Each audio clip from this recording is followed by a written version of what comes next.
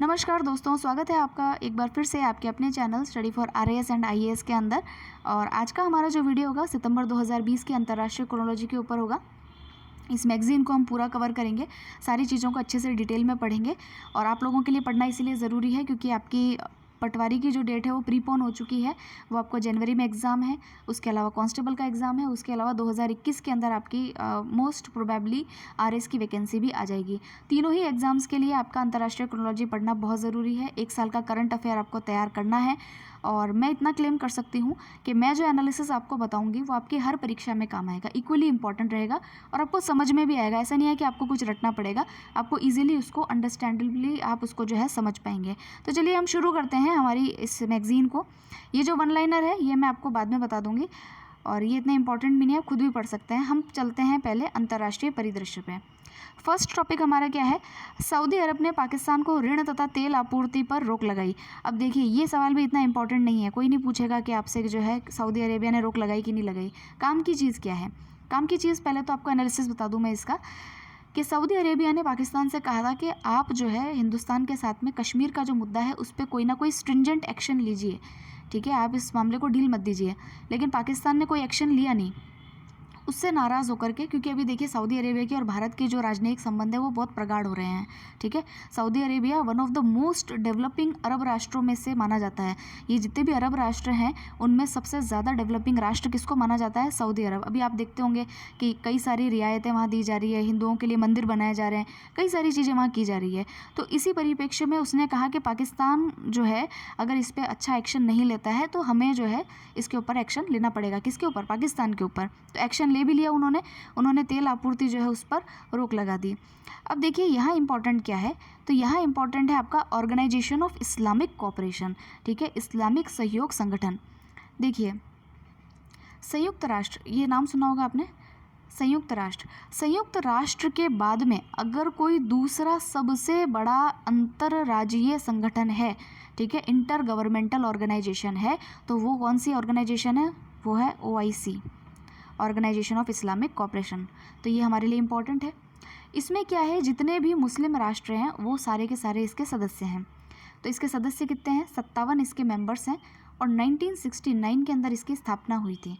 और इसका अगर हेडक्वार्टर की बात करें तो इसका हेडक्वार्टर सऊदी अरेबिया के जेद्दाह के अंदर है, ठीक है। और इन्होंने इंडिया से सुषमा स्वराज जी जब हमारी एक्सटर्नल अफेयर्स मिनिस्टर थी तब उनको जो है बुलाया था, यहाँ पर विशेष आमंत्रित किया गया था, ठीक है। तो आपसे हो सकता है क्वेश्चन पूछ ले कि ये जो आपका OIC है इसका हेडक्वार्टर कहाँ पर है, तो आप इसको ध्यान में रखिएगा। एक चीज़ और बता दूं कि जो हमारा सऊदी अरेबिया है, एक तो तेल सबसे ज़्यादा यहाँ पर होता है, दूसरी चीज़ यहाँ के जो यहाँ डेमोक्रेसी नहीं है हमारे हिंदुस्तान की तरह। तो यहाँ पर एक क्राउन प्रिंस होते हैं, जिनका अभी जो क्राउन प्रिंस है उनका नाम है मोहम्मद बिन सलमान, यहाँ पे लिखा हुआ है, आप देख सकते हैं। नेक्स्ट क्वेश्चन, नेक्स्ट जो आपका आर्टिकल है वो बहुत इंपॉर्टेंट है, वेरी वेरी इंपॉर्टेंट। और इन मैगजीन वालों पे कभी कभी गुस्सा भी आता है कि ये पूरी बात नहीं लिखते हैं।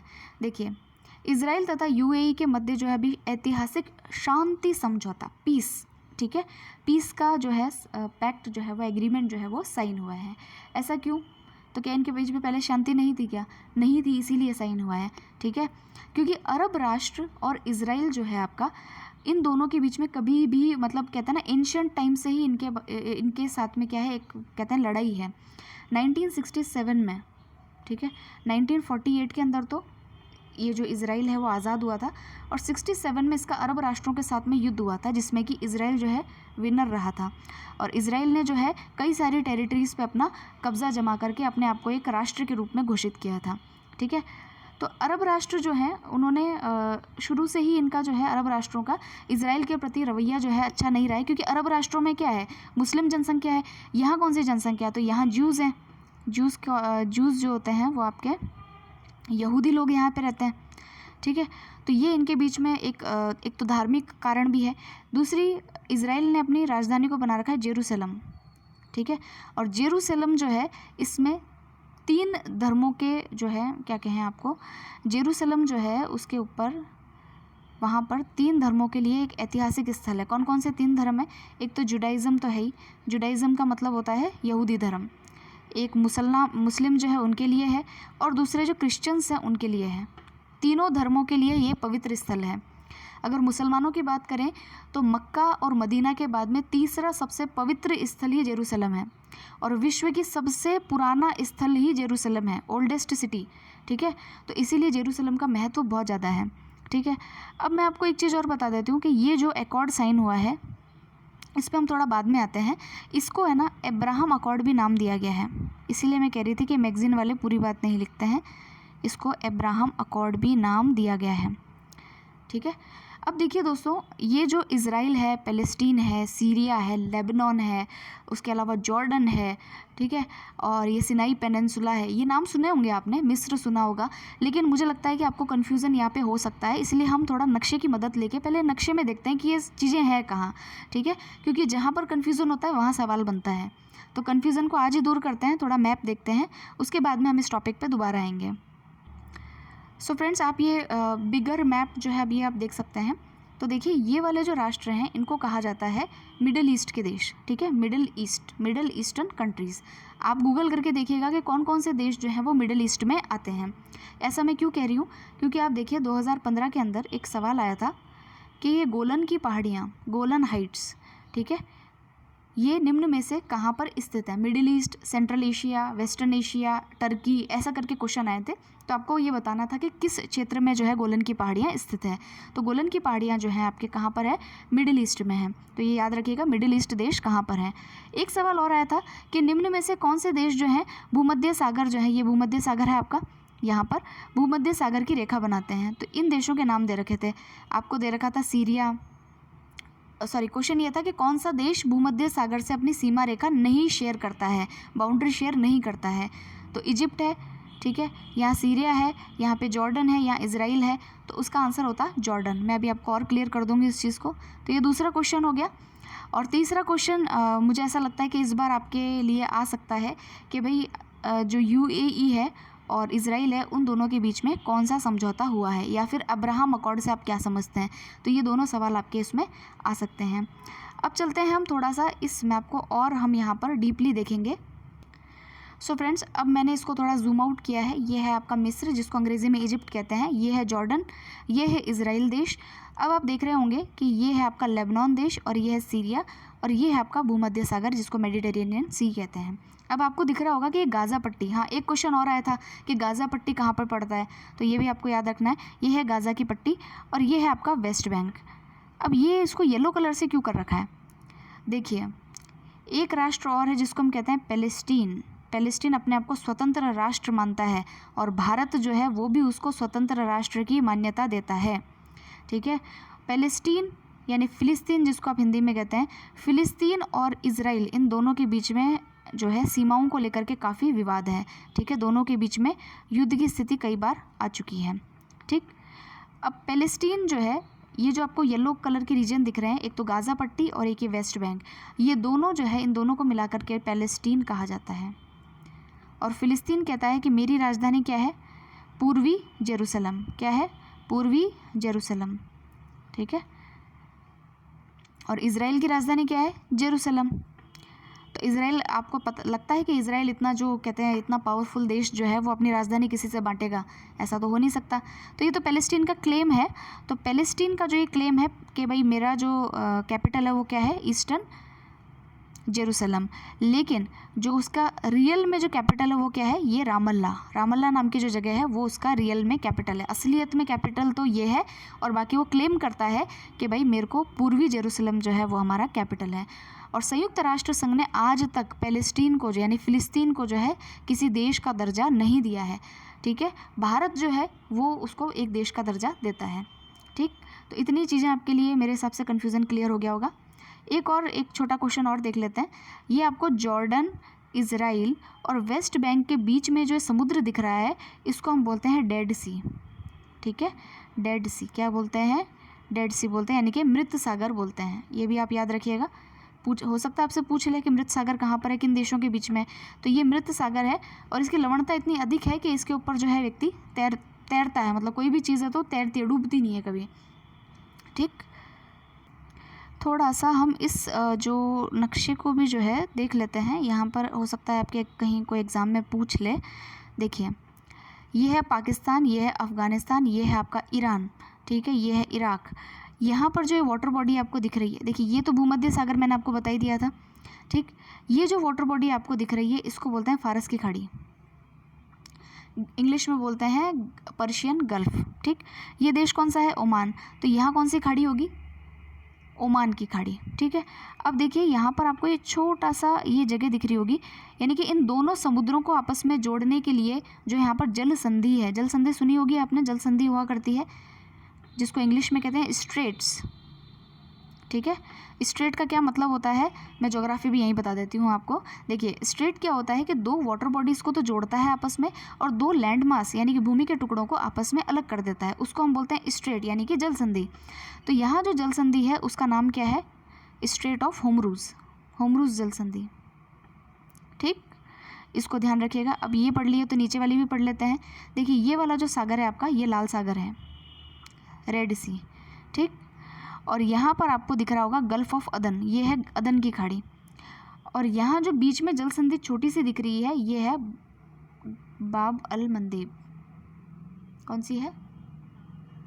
बाब अल मंदेब, ठीक। और एक चीज़, ये जो आपको छोटा सा ये तिकोना सा टुकड़ा दिख रहा है इसको हम बोलते हैं सिनाई पेनिनसुला, सिनाई प्रायद्वीप, सिनाई प्रायद्वीप, सिनाई, ठीक। और यहीं पर आपकी जो है स्वेज नहर है, उसका नाम आपने सुना ही होगा। इस वाले नक्शे में आप और देख सकते हैं, देखिए ये स्वेज है, ठीक है, और ये आपने देख ही लिया। अब यहाँ पर देखिए दोस्तों, यहाँ पर ये जो नाम है थोड़े से याद रखिएगा। ये साइप्रस देश है जो कि आपकी भूमध्य सागर में है, ये बेरूत है, ये लेबनान है, ये इज़राइल है, ये तेल अवीव उसकी राजधानी है, ये जेरूसलम है, ये वेस्ट बैंक है, और अल अकाबा ये तो आपको पता ही है, ये सारी चीज़ें हैं। और सीरिया की राजधानी दमिश्क ये भी यहाँ पर है, और मिस्र की राजधानी क्या है? कायरो, ठीक। तो अब हम आते हैं हमारे टॉपिक पे, और मुझे लगता है कि आपको सारी चीज़ें क्लियर हो गई होगी। वेस्ट बैंक कहाँ पर है, फ़लस्तीन देश की क्या समस्या है, जेरूसलम को इतना मान्यता क्यों है, और हमारे स्ट्रेट ऑफ होमरूज, होमरूज की जल संधि, बाबल मंदेब, ये सारी चीज़ें आपको जो है समझ में आ गई होंगी।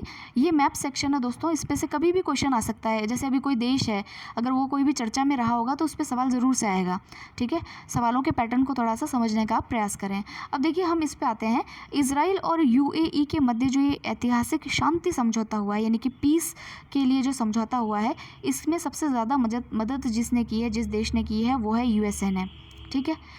अब UAE यानी कि संयुक्त अरब अमीरात, उसको क्या ऐसी लगी कि भाई मेरे को अभी इसके साथ शांति समझौता करना है इजराइल के साथ। तो देखिए दोस्तों, इजराइल एक अपने आप में बहुत ताकतवर देश है, और इजराइल की मित्रता है अमेरिका के साथ में। इसीलिए जो ये अरब के जो देश हैं वो चाहते हैं कि हम भी इजराइल के साथ में शांति समझौता बना लें, जिससे कि हमारे यहाँ पे आतंकवादी जो गतिविधियाँ हैं वो कम से कम हो सकें, और ईरान का जो प्रभुत्व है उसको भी हम थोड़ा कम कर सकें।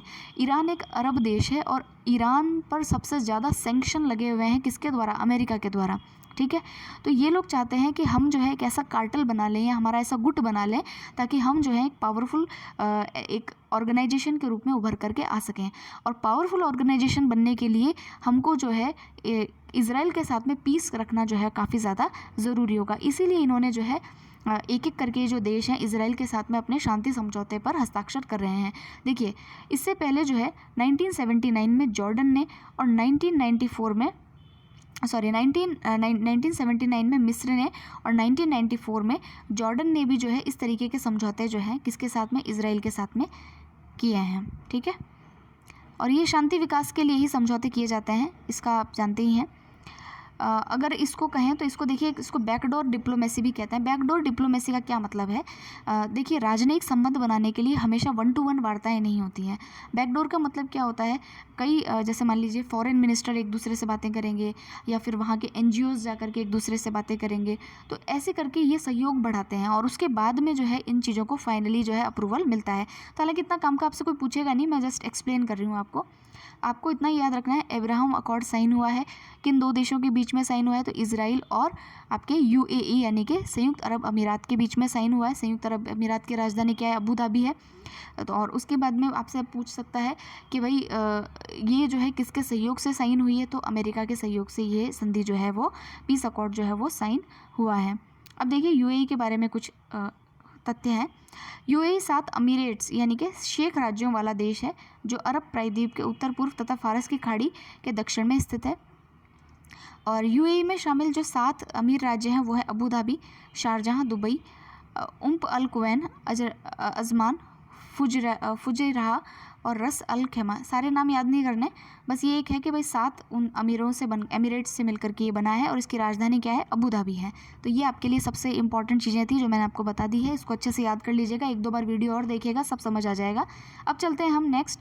कोविड-19 के मुकाबले हेतु भारत की एंटागुआ व बारबुडा को $1 मिलियन की सहायता। पहले तो मैं आपको कुछ क्वेश्चंस कोविड से लेकर के बताती हूँ। सो फ्रेंड्स, नेक्स्ट है आपका कोविड-19 से मुकाबले हेतु भारत की एंटागुआ व बारबुडा को $1 मिलियन की सहायता। तो पहले इसमें ये काम का नहीं है कि भाई इसमें जो काम की चीज़ है वो मैं आपको बताती हूँ। देखिए, सबसे पहली चीज़ कि ये जो है एंटागुआ और बारबुडा ये कैरीकॉम राष्ट्र है। कैरीकॉम का फुल फॉर्म क्या है? कैरी मीन्स कैरिबियन और com means community, Caribbean community. अब ये कैरिबियन कम्युनिटी कहाँ पर है भाई, इसको भी देख लेते हैं। सो फ्रेंड्स, आप यहाँ पर देखिए, आपको नक्शे में देखना पड़ेगा। एक तो है नॉर्थ अमेरिका, एक है साउथ अमेरिका। इन दोनों के अगर आप बीच में आएंगे तो एक देश पड़ता है मेक्सिको, ये रहा। इस मेक्सिको के इस तरफ चलिए, राइट हैंड साइड में आपको दिखेगा कैरिबियन सी, ये है कैरिबियन सागर। यहाँ पर जो ये 15 देश हैं, ठीक है, जिसका नाम है ट्रिनिडाद टोबैगो, जमैका, सूरीनाम और विंसेंट, हैती, ये सारे देश हैं यहाँ के। और इन देशों को मिलकर के जो है ये कैरीकॉम संगठन बना हुआ है, कैरीकॉम, ठीक। तो इसके अंदर आपने ट्रिनिडाद टोबैगो तो सुना ही होगा, यहाँ पर हमारे भारत के कई डायस्पोरा रहते हैं, यानी कि प्रवासी भारतीय रहते हैं। उसके अलावा आपने जमैका का नाम सुना होगा, उसैन बोल्ट जो स्प्रिंटर हैं, धावक हैं, वो कहाँ के हैं, यहीं के तो हैं, जमैका के। तो ये जो है कैरिबियन राष्ट्र है। और कैरिबियन राष्ट्रों में इकोनॉमिक्स को, यानी कि यहाँ की जो अर्थव्यवस्था है उसको भारत के उपयोग में लाने हेतु, क्योंकि यहाँ पर भारतीय लोग भी रहते हैं, इसीलिए भारत यहाँ से जो है अपने संबंधों को प्रगाढ़ कर रहा है। उसी के एक लेवल आगे जा कर के भारत ने क्या किया है, यहाँ पर कोविड-19 की जो दवाइयाँ हैं, ठीक है, वो यहाँ पर उसके लिए दवाइयाँ खरीदने के लिए, जो भी उसमें कोविड-19 में लोगों की हेल्प करने के लिए कुछ जो है आर्थिक राशि की सहायता यहाँ पर भारत ने अभी पेशकश की है। तो आपको ये याद रखना है कि कैरिबियन समूह क्या है, ठीक। अब देखिए दोस्तों, क्योंकि कोविड की बात चली है तो मैं कुछ बता देती हूँ। कोविड को कोविड क्यों कहा गया है, COVID, कोविड-19 क्यों कहा गया है? तो देखिए, CO मीन्स होता है कोरोना, ठीक है, VI मीन्स वायरस, और D यानी कि डिजीज़, और 19 इसलिए क्योंकि 2019 में आया है। इसको कोरोना क्यों कहा गया है? इसको देखिए कोव N भी कहा गया है, ठीक है, नोवल कोरोना, N कोव भी कहा गया, सॉरी, N कोव यानी कि नोवल कोरोना वायरस। अब देखिए दोस्तों, जो कोरोना है इसका मतलब क्या होता है कि जो वायरस है इसके ऊपर जो है इस तरीके से ये बाहर निकले हुए से कुछ, क्या कहें इसको, एंटीलेटर्स टाइप हैं, इसलिए इसको जो है, क्योंकि ये ताज की शेप में जो है क्राउन की शेप में दिखता है, इसलिए इसको जो है कोरोना कहा जाता है। इसके लिए कोई वैक्सीन बनी है क्या? हाँ जी, कहते हैं रशिया जो है वो बोलता है कि मैंने सबसे पहले बना ली। उसका नाम क्या है? तो उसका नाम है स्पुतनिक 5। ये जो वैक्सीन है ये किसने बनाई है? अभी रशिया ने कोविड-19 के लिए जो है बनाई है। क्या भारत ने भी कोई बनाई है क्या? हाँ, उसका टेस्ट जारी है, उसका नाम है कोविशील्ड। हमारे जो सीरम इंस्टीट्यूट है पुणे का, वो इस पे अभी जो है रिसर्च कर रहा है, ठीक है। इसको टेस्ट करके देखा जाएगा और फिर इसका जो है यूज़ किया जाएगा। अच्छा, कोविड-19 में अभी भारत सरकार ने जो है 3 मिशन जो है चालू किए थे। तीनों मिशन आपके लिए इंपॉर्टेंट है, हो सकता है पुरानी वाली मैगज़ीन में हो, मैंने पुरानी वाली मैगज़ीन कवर नहीं की है, लेकिन यहाँ पर मैं आपको रिवाइज़ करा देती हूँ। भारत सरकार के द्वारा कोविड-19 में 3 मिशन चलाए गए थे। एक था मिशन वंदे भारत, ठीक है, यानी कि जितने भी हमारे लॉकडाउन में कोरोना के चक्कर में जो लॉकडाउन हुआ, उस चक्कर में जितने भी लोग हमारे फंसे हुए थे दूसरे देशों में, उनको हवाई जहाज़ से जो है हमारे देश वापस लेके आया गया, उसी को जो है वंदे भारत कहा गया, ठीक। दूसरा हमारे लिए था मिशन सेतु समुद्रम, ठीक है। इसमें शिप के द्वारा जो हमारे लोग फंसे हुए थे उनको समुद्र के द्वारा यानी जहाज़ के द्वारा जो है भारत लाया गया। और तीसरा है मिशन सागर। मिशन सागर जो है हिंद महासागर में जो भी हमारे देश हैं, मित्र देश हैं, जैसे कि मेडागास्कर है, सेशल्स है, मालदीव्स हैं, इन देशों की मदद करने के लिए, इनको दवाइयाँ और पैसे और खाने की सामग्री प्रोवाइड कराने के लिए जो है ये मिशन चलाया गया। तो इन तीनों मिशंस के बारे में आप जो है थोड़ा सा ध्यान रखिएगा। तो ये हमारा कंप्लीट हो गया। कोविड-19 से मुकाबले हेतु भारत की एंटागुआ व बारबुडा को $1 मिलियन की सहायता। तो ये कैरिबियन राष्ट्र हैं, इनका थोड़ा सा ध्यान में रखिएगा। नेक्स्ट है मालदीव की संपर्क योजना के लिए भारत द्वारा $500 मिलियन की सहायता की घोषणा। सो फ्रेंड्स, जो मालदीव्स है वो हमारे देश में जो है, अगर आप देखें हिंद महासागर जो है उसके नीचे अगर आप देखेंगे तो आपको इतने इतने से डॉट्स दिखाई देंगे, यानी कि छोटे छोटे द्वीप हैं। इनका जो समूह है वो मालदीव्स कहलाता है और मालदीव्स की जो राजधानी है वो है माले। ठीक, तो यहाँ पर अभी भारत जो है, क्योंकि आप देखिए इतना छोटा देश है तो ये सहायता तो क्या ही लेंगे हम, इनसे सहायता देनी ही पड़ती है। ठीक, तो अभी हमने मिशन सागर पढ़ा था, तो मिशन सागर में भी हमने दवाइयाँ और जो कोविड से रिलेटेड जो भी चीज़ें हैं मालदीव्स को भी प्रोवाइड की थी उसमें। लेकिन ये जो आइलैंड होता है ना, ये जो छोटे छोटे हमारे द्वीपीय देश हैं, ये हमारे लिए इसलिए इम्पॉर्टेंट है क्योंकि जो हिंद महासागर है उससे भारत तीनों तरफ से घिरा हुआ है। आप देखते हैं अरेबियन सागर है, बे ऑफ बंगाल है, तो तीनों तरफ से हम पानी से घिरे हुए हैं और यहाँ पर चाइना भी अपना दबदबा जमाना चाहता है। तो यहाँ पर जो छोटे मोटे देश हैं, अगर उनसे हम मित्रता रखेंगे तो हमारे लिए हिंद महासागर में निगरानी रखना जो है वो काफ़ी सरल हो जाएगा। इसीलिए भारत जो है ऐसे देशों को सहायता प्रोवाइड करता है। तो देखिए अभी जो है हमने $250 मिलियन की जो बजट सहायता यहाँ दी है, इससे ये लोग क्या क्या करेंगे। तो देखिए यहाँ एक प्रोजेक्ट चलाया जाएगा जिसका नाम है ग्रेटर माले कनेक्टिविटी। ठीक है, इस प्रोजेक्ट से क्या होगा कि जो अनुदान दिया जाएगा, यानी कि लाइन ऑफ क्रेडिट यानी ऋण की सुविधा जो माले को दी जाएगी, मालदीव्स को दी जाएगी, तो राजधानी के अंदर यहाँ पर 3 जो द्वीप हैं, कौन कौन से द्वीप हैं, एक तो है विलिंगली द्वीप, एक है गुलियाफू और एक है थिलाफूसी। इन तीनों द्वीपों को, क्योंकि द्वीप तो आप जानते हैं उनमें कनेक्टिविटी नहीं होती है या कम कनेक्टिविटी होती है, इनको कनेक्ट करा जाएगा जिससे कि जो है मालदीव की अर्थव्यवस्था थोड़ी सी अच्छी होगी और यहाँ पर पुल का निर्माण भी जो है वो किया जाएगा। तो ये देख लीजिए यहाँ पे, इससे मालदीव की अर्थव्यवस्था को नई ऊर्जा मिलेगी। और यहाँ पर जल्दी भारत जो है कार्गो फेरी की सुविधा भी जारी करेगा। कार्गो फेरी क्या होता है, इसका मतलब ये होता है कि जहाज़ों के माध्यम से जो सामान होता है उसको एक जगह से दूसरी जगह भेजा जाए। और मैं आपको बता दूं कि अगर हम समुद्र के रास्ते से कभी भी किसी चीज़ का ट्रांसपोर्ट करते हैं, यानी कि सामान का एक्सपोर्ट करते हैं, तो हमें सबसे सस्ता पड़ता है। सबसे महंगा रोड ट्रांसपोर्ट पड़ता है और सबसे सस्ता पड़ता है हमको शिप के द्वारा ट्रांसपोर्टेशन। ठीक है, तो ये कनेक्टिविटी के लिए यहाँ पर पैसे दिए गए हैं। नेक्स्ट है, ब्रिटेन ने भारत में नवोन्मेषी चुनौती कोष यानी कि इनोवेशन चैलेंज फंड जो है उसकी शुरुआत की। सो फ्रेंड्स, यहाँ पर आपसे क्वेश्चन पूछा जा सकता है कि भारत के अंदर इनोवेशन चैलेंज फंड बनाने के लिए अभी जो है किसने जो है इसमें फंडिंग के लिए जो है घोषणा की है, तो वो ब्रिटेन ने की है। इस फंड से देखिए होगा क्या कि जो नोवल कोरोना वायरस है उसमें जितने भी हमारा क्या कहते हैं रिसर्च है उसको इससे बल मिलेगा। और आप देखिए कि यहाँ पर महाराष्ट्र में भावी मोबिलिटी क्लस्टर और कर्नाटका के अंदर AI डेटा क्लस्टर। ये AI क्या है, आर्टिफिशियल इंटेलिजेंस यानी कि जो रोबोटिक्स होता है उसके संबंध में जितने भी जो इन्वेस्टर्स हैं या इनोवेटर्स हैं, यानी कि जो नई चीज़ें बनाने में विश्वास रखते हैं, उन लोगों को जो है इसके अंदर अनुसंधान करने में और भारत जो हमारा जो प्लेनेट है उसको ग्रीन प्लेनेट बनाने के संदर्भ में जो है सहायता मिलेगी। तो ये इसका थोड़ा इतना ध्यान रखिएगा आप। ये एक रिपोर्ट है शिक्षा पर कोविड-19 महामारी के प्रभाव पर संयुक्त राष्ट्र की रिपोर्ट। हालांकि ये रिपोर्ट क्या बताएगी, हमें ही पता है कि 99% बच्चे जो है इससे प्रभावित हुए हैं, शिक्षा पे बहुत गहरा असर पड़ा है। लेकिन फिर भी आपके मेंस पॉइंट ऑफ व्यू से RS मेंस में कुछ क्वेश्चंस आपसे पूछे जा सकते हैं, वहाँ लिखने में आपके काम आएगा। तो यहाँ देखिए कि स्कूलों और शिक्षण संस्थाओं के बंद होने से विश्व के लगभग 94% जो छात्र हैं वो प्रभावित हुए हैं। और इसमें भी जो निम्न और मध्यम आयु वर्ग वाले हैं, वो उन देशों में तो 99% जो बच्चे हैं वो इससे जो है प्रभावित हुए हैं। उसके बाद आप देखिए इसके कारण जो है हमारे यहाँ पर लड़कियों में, अरे भाई हाँ, लड़कियों और महिलाओं को पर जो है इसका महामारी का सबसे ज़्यादा प्रभाव देखने को मिलता है। विद्यालय बंद होने से बाल विवाह और लिंग आधारित हिंसा के प्रति अधिक संवेदनशील जो है हम हो चुके हैं।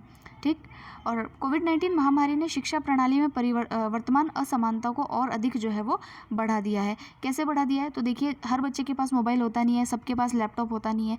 तो कुछ जो बच्चे हैं जिनके पास ये सुविधाएं हैं वो तो पढ़ पाएंगे, जिनके पास नहीं है वो कैसे पढ़ेंगे। सरकारी स्कूलों में इस तरीके की कोई सुविधा इतने एफिशिएंटली नहीं होगी, अगर हुई भी होगी तो इतने अधिक स्तर पर, युद्ध स्तर पर ऐसी तैयारियाँ नहीं हो सकती कि भाई हर बच्चे के पास में ये सारी चीज़ें हों। तो ये जो है जो असमानता है लोगों के बीच में शिक्षा को लेकर के, ये और भी बड़ी है कोविड-19 के बाद में। ठीक है, अब देखते हैं नेक्स्ट है भारत द्वारा मालदीव को 18 मिलियन डॉलर का ऋण। पीछे भी हमने ऋण पढ़ा था, अभी भी जो ये ऋण दिया है ये भारत ने मालदीव इंडस्ट्रियल फिशरीज कॉरपोरेशन में मत्स्य पालन सुविधाएं, मत्स्य पालन यानी कि मछली पालन की जो सुविधाएं हैं उसके विस्तार के लिए जो है ये लाइन ऑफ क्रेडिट यानी कि ये जो पैसा है, ये ऋण जो है वो दी गई है। ठीक, अब इसमें भारत द्वारा प्रदत्त ऋण राशि का उपयोग जो है मालदीव में मछलियों को जमा करने और उनके भंडारण की सुविधा को सुधारने तथा टूना मछली पकाने तथा मछली के चारे की तैयारी के लिए संयंत्रों की स्थापना करने में किया जाएगा। मालदीव आप जानते हैं एक द्वीपीय देश है, तो वहाँ पर सबसे ज़्यादा मछली पालन की संभावनाएँ हैं। भारत ने इसी में मदद करने के लिए उसको जो है लोन प्रोवाइड किया है। ठीक है, और ये टूना क्या है, ये टूना एक मछली होती है, ये बहुत पौष्टिक मछली होती है और बहुत ज़्यादा मात्रा में भी पाई जाती है। यूएई परमाणु ऊर्जा उत्पादन करने वाला पहला अरब देश है। अब देखते हैं इसमें क्या है। अब देखिए दोस्तों, ये बहुत इंपॉर्टेंट है। जो संयुक्त अरब अमीरात है यानी कि यूएई जो है, इसने अभी अपने यहाँ पर जो है अरब देश में ये पहला देश बन गया है जिसने अपने यहाँ पर न्यूक्लियर पावर प्लांट लगाया है। ठीक है, परमाणु ऊर्जा संयंत्र इसने अभी अपने यहाँ पर स्थापित किया है और इसी के साथ अरब देशों में सबसे पहला देश बना है जिसने अपने यहाँ पर जो है परमाणु ऊर्जा संयंत्र बनाया है। और अगर विश्व की बात करें तो ये 33वां ऐसा देश है जिसने अपने यहाँ पर परमाणु ऊर्जा संयंत्र बनाया। अब परमाणु ऊर्जा का मतलब ये नहीं कि बम बनाएगा, ये उसका करेगा क्या, उससे होगा क्या कि जो स्वच्छ बिजली है, ठीक है, जो क्या कहते हैं बिजली का जो उत्पादन है वो सस्ता पड़ जाएगा। ये जो परमाणु ऊर्जा संयंत्र होते हैं इसमें न्यूक्लियर जो रिएक्शंस होती हैं उससे क्या होता है कि एक तो हमारे यहाँ पर जैसे हम कोयला जलाते हैं तो कोयला जला करके बिजली उत्पादन करते हैं, उससे क्या होता है कि पर्यावरण में प्रदूषण फैलता है। लेकिन हमारे पास कोई उपाय नहीं है क्योंकि हम जैसे ही न्यूक्लियर पावर रिएक्टर लगाएंगे उसमें हमको यूरेनियम चाहिए, यूरेनियम हमारे पास है नहीं तो यूरेनियम का आयात करना पड़ता है। लेकिन यूरेनियम आयात भी सस्ता पड़ता है। अगर हम कोल से और इनसे जो हमारे पारंपरिक जो ऊर्जा के संसाधन है जैसे कि पानी है, पानी से बिजली बनाते हैं हम, कोयले से बनाते हैं, तो इन सबसे सस्ता पड़ता है न्यूक्लियर पावर रिएक्टर। ये एक स्वच्छ ऊर्जा है। तो इस क्षेत्र में पहला कदम बढ़ाया है अरब राष्ट्रों में किसने, यूएई ने। और ये जो है किसके सहयोग से बढ़ाया है, तो कोरिया की एक कंपनी है जिसका नाम है, इसका नाम है हाँ बराक पावर प्लांट जो है, इस प्लांट का नाम तो है बराक पावर प्लांट। और इसमें जो ये बिजली वाला जो है ये है इलेक्ट्रिक पावर कॉरपोरेशन। अच्छा दोस्तों, मैंने आपको पहले जो इब्राहिम अकॉर्ड बताया था उसमें मैं शायद बताना भूल गई आपको, ये जो इब्राहिम है इसको इब्राहिम अकॉर्ड क्यों कहा गया है। इब्राहिम अकॉर्ड इसलिए कहा गया है क्योंकि इब्राहिम जो है, ये जो आपके तीनों धर्म हैं, मुस्लिम धर्म, क्रिश्चियन धर्म और जो जुडाइज़्म है, इन तीनों के जो धार्मिक प्रमुख है उनको जो है इब्राहिम कहा जाता था, तो इसलिए उनके नाम पर इसको इब्राहिम अकॉर्ड कहा गया है। तो ये थोड़ा ध्यान रखिएगा आप। तो इसमें जो है ये कोरिया की सहायता से इन्होंने ये प्लांट बनाया है। कहाँ पे बनाया है, अबू धाबी का एक क्षेत्र है जिसका नाम है अल दाफरा के अंदर पहला न्यूक्लियर पावर प्लांट अभी जो है यूएई का लगा है। तो इसको आप ध्यान में रखिएगा। अमेरिका में गांधी किंग एक्सचेंज एक्ट जो है वो पारित हुआ है। क्या है ये, सो फ्रेंड्स इसमें क्या है कि जो अमेरिका है उसके में, अमेरिका में आप जानते हैं जो आपने मार्टिन लूथर किंग के बारे में, मार्टिन लूथर किंग जूनियर के बारे में आपने सुना होगा। एक तो मार्टिन लूथर किंग थे जो हमने रिनेसा का पीरियड पढ़ा था, रिफॉर्मेशन वाला पीरियड जिसमें प्रोटेस्टेंट धर्म निकल करके आया था। विश्व इतिहास पढ़िएगा, वहाँ आपको दिखने को मिलेगा। और एक जो है मार्टिन लूथर किंग जूनियर हुए थे अमेरिका के, तो उनके और हमारे यहाँ पर जो गांधी हुए हैं उन दोनों की जो भी सांस्कृतिक विरासत है, जो भी उन्होंने अच्छे कार्य किए हैं, उन दोनों के कार्यों के अध्ययन के लिए, ठीक है, उनमें रिसर्च करने के लिए, अनुसंधान करने के लिए एक वैश्विक मंच की स्थापना की जाएगी। और उसमें दोनों की जो अच्छी अच्छी बातें हैं उनको एक्सचेंज करने का एक मंच प्रोवाइड किया जाएगा। किसके द्वारा, अमेरिका और भारत दोनों के द्वारा। तो इसके लिए अभी अमेरिका की जो संसद है, ये मैं और बता दूं आपको, अमेरिका की संसद को जो है कांग्रेस कहा जाता है। जैसे हमारे यहाँ तो संसद को क्या कहते हैं, इंग्लिश में पार्लियामेंट, हिंदी में संसद। और वहाँ जो उनकी पार्लियामेंट है, उनकी जो संसद है, उनको वो लोग क्या कहते हैं, कांग्रेस। ठीक है, जिसका एक तो होता है निचला सदन जिसको लोअर हाउस कहते हैं, और एक ऊपर अपर हाउस होता है जिसको हम वो सीनेट कहते हैं। तो ये थोड़ा सा आप ध्यान में रखिएगा कि वहाँ जो ये कांग्रेस की बात की जा रही है, कांग्रेस का मतलब वहाँ की संसद। तो उन्होंने ये जो है गांधी किंग एक्सचेंज एक्ट जो है इसको पारित किया है। तो इसको आप, यही है, थोड़ा नॉर्मल सी चीज़ है। गांधी और जो आपके मार्टिन लूथर किंग जूनियर है उनकी जो सांस्कृतिक विरासत है उनके आदान प्रदान के लिए ही इसको किया गया है। और एक ये वहाँ के जो व्यक्ति हैं जिनका नाम है ये है नागरिक अधिकारों के पैरोकार जॉन लेविस, इन्होंने इस विधेयक की रूपरेखा तैयार की थी। ठीक है, नेक्स्ट है हमारे लिए आईएसएस स्थापना के रूपरेखा समझौते में संशोधन लागू। ये क्या है, नेक्स्ट हम देखते हैं फ्रेंड्स, इसमें जो ISA है यानी कि इंटरनेशनल सोलर अलायंस है, मैं इसलिए कह रही हूँ क्योंकि ये हमेशा घिसा पिटा सा है, कई बार आता है। देखिए अब इसमें मैं आपको पूरा हिस्ट्री दिखा देती हूँ इसकी। जो ISA है यानी कि इंटरनेशनल, या ये है अंतर्राष्ट्रीय सौर गठबंधन, ठीक है। अंतर्राष्ट्रीय सौर गठबंधन जो है भारत और फ्रांस, इन दो देशों की पहल पर जब COP21 हुआ था, COP21 क्या है, कॉन्फ्रेंस ऑफ पार्टीज़ की 21वीं जब बैठक हुई थी 2015 के अंदर, तब ये प्रस्ताव इन दो देशों ने पारित किया था कि भाई जो ये हमको जो टारगेट मिला है, हमारा जो टारगेट है कि भाई हमको जो है पारंपरिक जो कोल और ये सारी जो ऊर्जाएं हैं, इनसे हमारी ऊर्जा जो हम बना रहे हैं, एनर्जी जो हम बना रहे हैं, बिजली जो बना रहे हैं, वो अब हमको पारंपरिक ऊर्जाओं से लेनी पड़ेगी, जैसे कि सौर्य हो गया यानी कि सूरज हो गया यानी कि सोलर एनर्जी हो गई, विंड एनर्जी हो गई, इन सब से जो है हम ऊर्जा का जो है उत्पादन करेंगे। ये इन्होंने कसम कही थी यहाँ पर। तो इसी को लेकर के इन्होंने एक कदम और आगे बढ़ाया, किसने, भारत ने और फ्रांस ने। इन दोनों ने मिलकर के जो है ये ISA यानी कि इंटरनेशनल सोलर अलायंस बनाया था। और इसका हेडक्वार्टर कहाँ बना, इसका हेडक्वार्टर बना हमारे गुरुग्राम में। गुरुग्राम तो इंडिया में ही है, तो गुरुग्राम में इसका हेडक्वार्टर बना था। इसकी सदस्यता पहले कम थी, और आपको याद होगा कि उस समय जो है इमैनुअल मैक्रोन जो है फ्रांस के जो राष्ट्रपति रहे हैं, और भारत के प्रधानमंत्री मोदी जी, इनको UNEP के द्वारा अवार्ड भी मिला था, ठीक है, एक सम्मान भी मिला था UNEP के द्वारा, जो हाईएस्ट क्लाइमेट चेंजर का जो एक अवार्ड है वो भी इन दोनों को मिला था। तो वो मुझे थोड़ा याद आ रहा है। तो हाँ, अब यहाँ देखिए कि जो ये ISA यानी कि ये आपका अंतर्राष्ट्रीय सौर गठबंधन है, इसके अंदर पहले क्या था कि जो आपके ये उष्ण कटिबंधीय यानी कि कटिबंधों के अंदर जो देश आते थे वही शामिल हो सकते थे। लेकिन अब ये जो यहाँ पर जो आपको टॉपिक दे रखा है, इसमें क्या कहा है कि इसकी जो रूपरेखा है उसमें संशोधन करके अब क्या है कि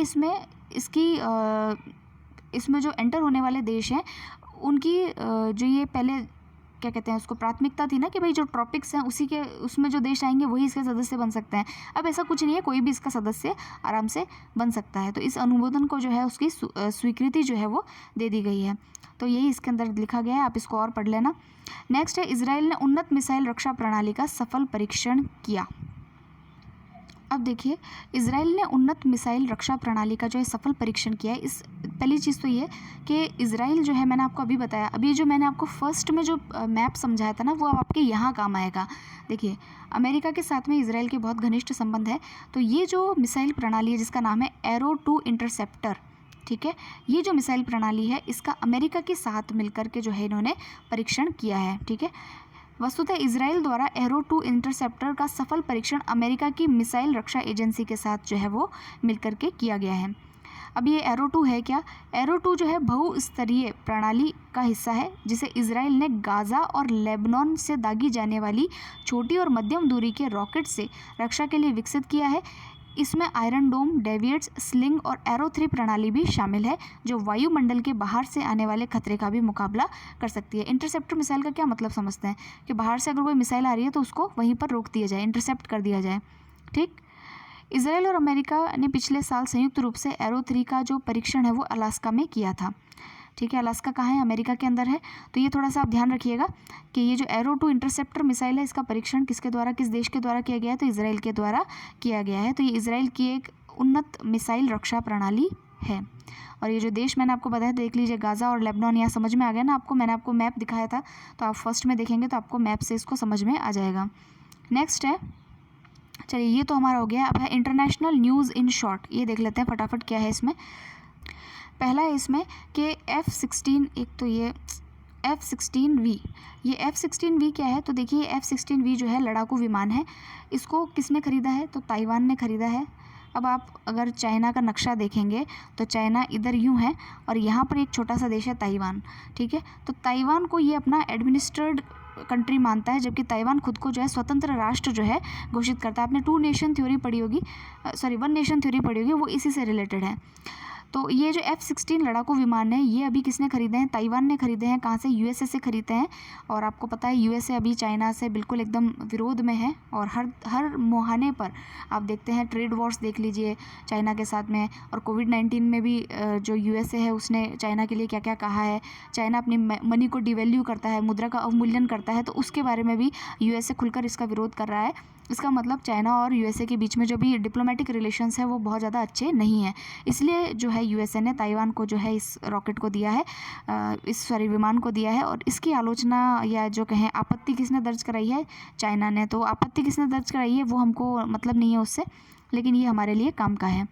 नेक्स्ट हमारे लिए आता है अंतर्राष्ट्रीय थर्मोन्यूक्लियर प्रायोगिक रिएक्टर ITER। ये जो है आपके लिए बहुत इंपॉर्टेंट है। ITER यानी कि इंटरनेशनल थर्मोन्यूक्लियर एक्सपेरिमेंटल रिएक्टर। इसको थोड़ा सा ध्यान से पढ़िएगा। पहले मैं आपको एक चीज़ बताती हूँ। एक तो होता है न्यूक्लियर फिशन, एक होता है न्यूक्लियर फ्यूज़न।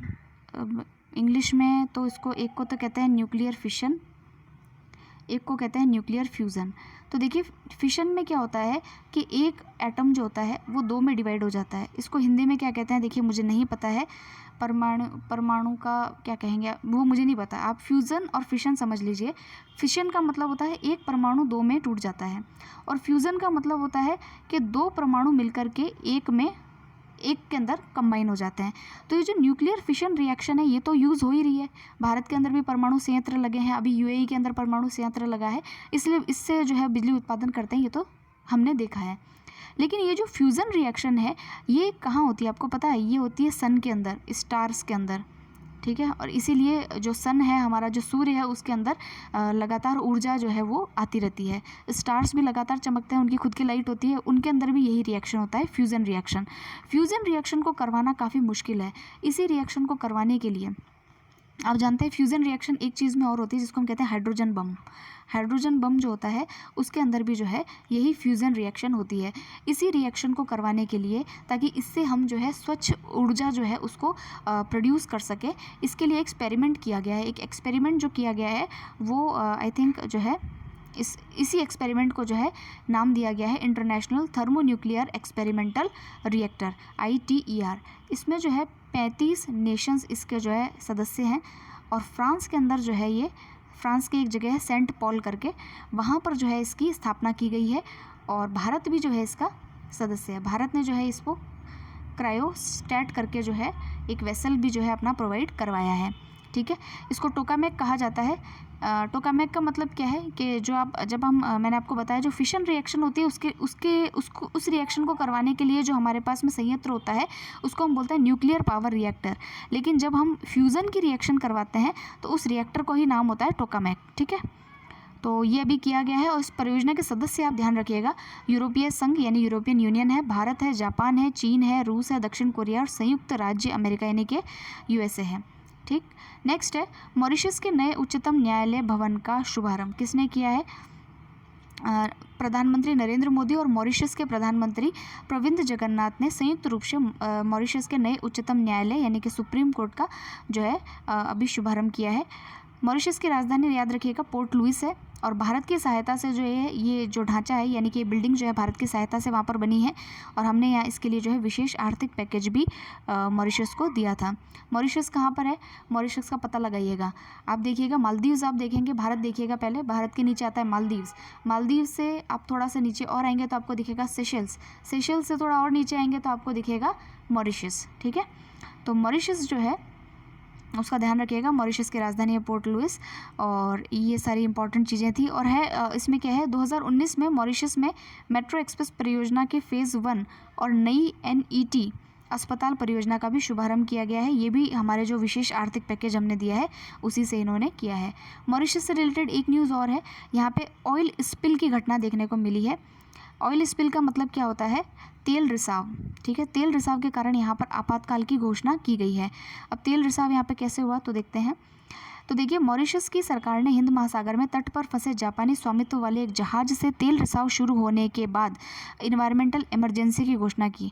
ये जो जापानी कंपनियां नागासाकी शिपिंग लिमिटेड और ओकियो मैरीटाइम कॉरपोरेशन का MK वासायो नामक एक तेल टैंकर जो लगभग इतने टन का था, और इससे हमारे यहाँ पर तेल रिसाव हुआ है। और तेल रिसाव होने के कारण यहाँ पर जो मैनग्रोव के वन है वहाँ की कई सारी प्रजातियाँ जो है उनके लिए खतरा उत्पन्न हुआ है। तो ये थोड़ा सा ध्यान रखिएगा। ऑयल स्पिल की घटना हो जाती है, समुद्र के रास्ते ही हमेशा जो तेल होता है उसका जो है निर्यात या आयात किया जाता है, तो वो ऑयल जो है वो कभी कभी निकल जाता है, तो ये वहाँ के लिए इम्पॉर्टेंट है। नेक्स्ट हमारे लिए क्या है? पाकिस्तान ने जारी किया देश का नया राजनीतिक नक्शा। ये छोड़ो, ये काम का नहीं है।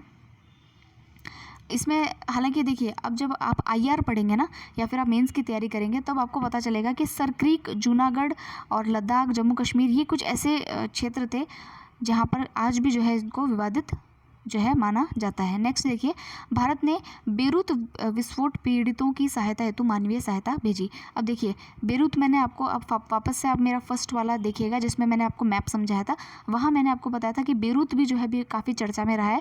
तो आपसे पूछा जा सकता है कि बेरूत कहाँ पर है, तो बेरूत जो है लेबनान में है, और लेबनान मैंने आपको बताया था कहाँ पर है।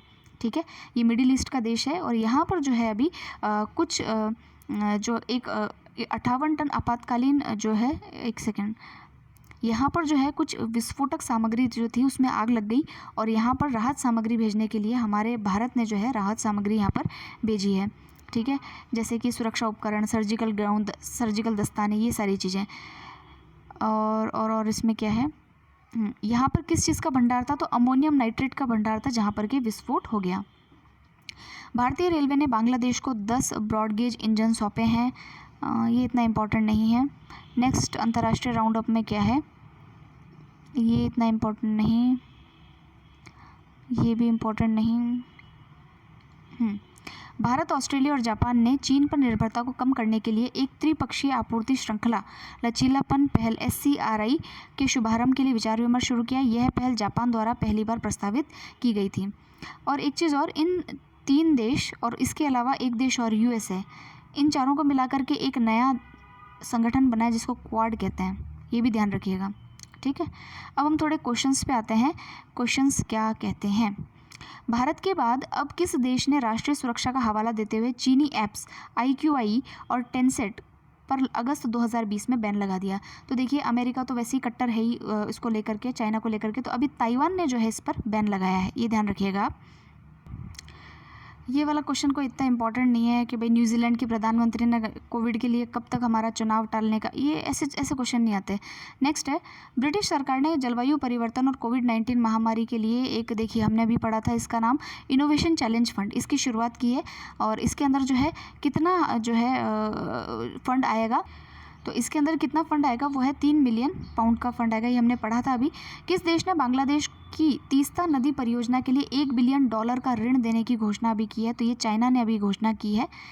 Online privacy solution provider Surf द्वारा हाल ही में जारी 85 देशों के digital quality of life index 2020 में शीर्ष स्थान जो है किस देश को मिला है, तो शीर्ष स्थान अच्छे वाले देशों को ही मिलता है, तो यहाँ डेनमार्क है। नेक्स्ट देखिए, अरब जगत के पहले परमाणु ऊर्जा संयंत्र का परिचालन 1 अगस्त, एक सेकेंड,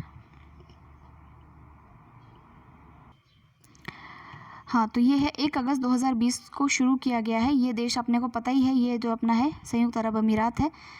नेक्स्ट है, ILO के बाल श्रम के सबसे विकृत रूप पर कन्वेंशन, जिसे convention number 182 on the worst form of child labour के रूप में जाना है, किस देश की पुष्टि के बाद सार्वभौमिक अनुसमर्थन यानी कि यूनिवर्सल रेटिफिकेशन प्राप्त हो गया है, तो यहाँ देखिए ये जो है किंगडम ऑफ टोंगा, ये कहाँ पर है, ये आपके अफ्रीका के अंदर है। इसके बाद में इसको जो है सार्वभौमिक रेटिफिकेशन मिल गया, यानी कि सब ने इसके ऊपर साइन कर दिए हैं।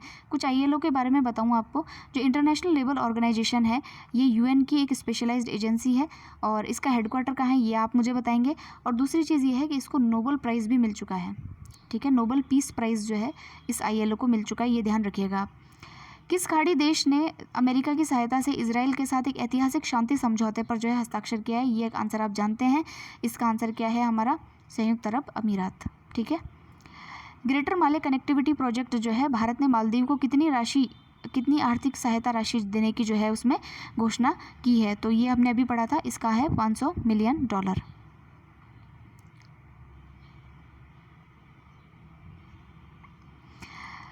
सऊदी अरब ने किस देश के लिए अपने ऋण और तेल की आपूर्ति को समाप्त कर दिया है, ये आपको पता ही है, पाकिस्तान।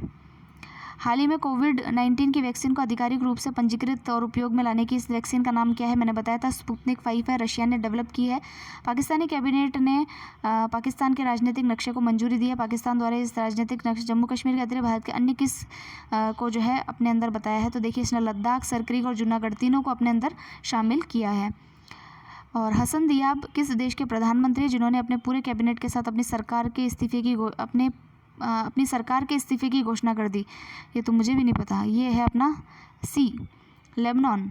ठीक है भाई। नेक्स्ट है, भारत ने किस देश को 10 ब्रॉडगेज इंजन जो है वो देने की घोषणा की है? तो अभी पढ़ा हमने बांग्लादेश को। भारत और मालदीव ने कितने इको टूरिज्म जोन जो है विकसित करने के लिए जो है एक समझौते पर जो है हस्ताक्षर किया है? तो हम देखते हैं इसका जो आंसर है वो है 5। नेक्स्ट है आपका, नेक्स्ट है the toxic truth, children exposure to lead pollution undermines a generation of potential में कौन सा कथन जो है वो सही नहीं है? तो इसका आंसर है आपका डी, यानी कि सभी सत्य जो है इसमें कथन है, गलत कोई सा भी नहीं है। तो दोस्तों मैंने आपको पूरी जो है अंतर्राष्ट्रीय जो भी अंतर्राष्ट्रीय मुद्दे हैं वो मैंने आपको इसमें करवा दिए हैं। आप इसका टेलीग्राम चैनल है स्टडी फॉर आरएएस करके, उसको आप ज़रूर से ज्वाइन करिए। वहाँ पर आपको इसकी पीडीएफ मैं अवेलेबल करवा दूँगी और इस मैगज़ीन को आप वहाँ से पढ़ सकते हैं। पूरी मैगज़ीन को अच्छी तरीके से पढ़िए। मैंने वो चीज़ें भी बताई है जो मैगज़ीन में जो कहते हैं ना बिटवीन द लाइन्स है चीज़ें जो उसमें अच्छी तरीके से नहीं दे रखी हैं, वो मैंने आपको समझाने की पूरी कोशिश की है। अच्छे से पढ़िए। कुछ चीज़ों की अगर आपको प्रॉब्लम हो तो ज़रूर से मुझे कमेंट सेक्शन में बताइए और ज़्यादा से ज़्यादा लोगों में इसको शेयर कीजिए। Thank you very much and all the very best.